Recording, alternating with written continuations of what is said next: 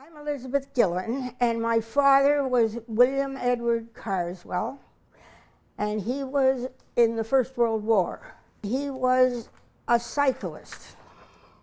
That was to get the young men excited about coming overseas. Bicycle and the equipment weighed 100 pounds, and sometimes they had to carry it because the mud was too deep. So my father, like most soldiers, when they came home from the war, they didn't want to talk about it.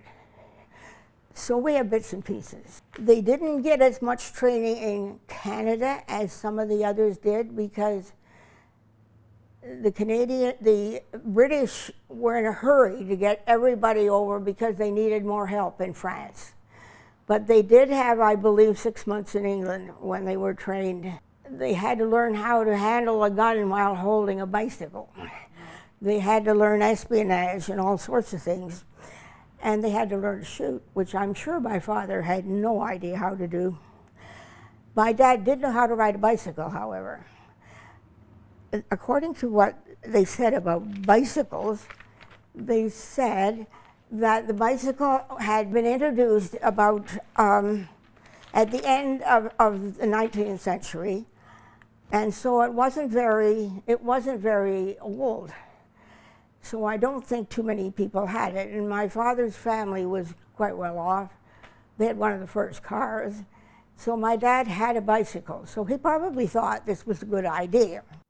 And whatever battle it was, there was a big one at Vimy when they were making a big push to get up the hill. And there was a whole contingent of Canadians at that. So it could have been Vimy. Anyhow, he left off and went off on his bicycle. And when he came back, most of his company had been killed. So he said that he'd been very lucky. They were asked to do all sorts of things.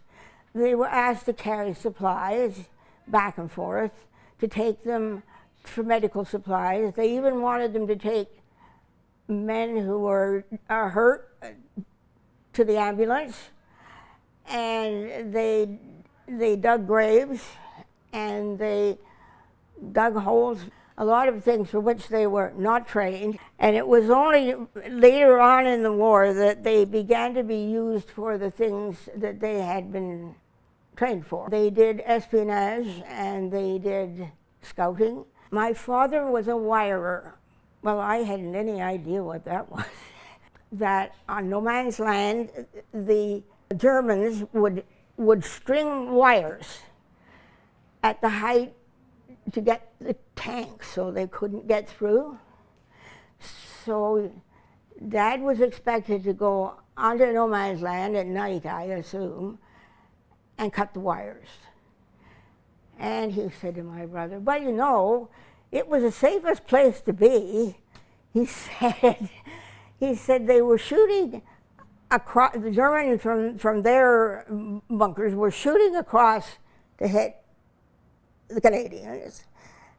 And the Canadians from the trenches were shooting across to hit the Germans. So unless somebody made a mistake, the bullets went right over your head. He came through the war without a scratch. His best friend, they went to Malvern Collegiate, the two of them. He was killed right at the beginning when they got off the ship. And by the end of the war, I think there were more motorcycles than bicycles or horses, although there was still some of each. There were still people riding horses all the way along. And like bikes, they all got stuck in the mud.